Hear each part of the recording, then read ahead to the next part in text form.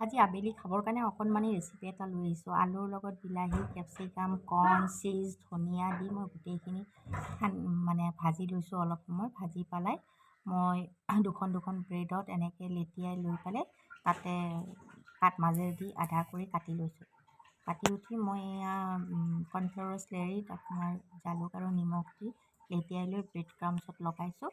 Bread ক্ৰাম্বছত গোটেইখিনি লগাই লৈ মই তেলত আজি জুবুৰিয়াই পেলাই ভাজিম আৰু মাজে মাজে সন্ধিয়াৰ চাহৰ লগত খাবলৈও মন যায়। খাবলৈ মন গ'লে মানে খাওঁ আৰু বাহিৰৰ পৰা কিনি আনাতকৈ তেনেকৈ গৰম গৰম ভাজিছোঁ। পূৰা ৰঙচুৱাকৈ ভাজিব লাগিব, ঢিলা হৈ থাকিলে খাই ভাল নালাগে। এয়া হৈ গ'ল মোৰ ভাজা। চাওকচোন, এতিয়া মই চচৰ লগত এইখিনি ল'ৰা ছোৱালীকো দিম, আমিও খাম, আপোনালোকেও খাব। Thank you. Good night.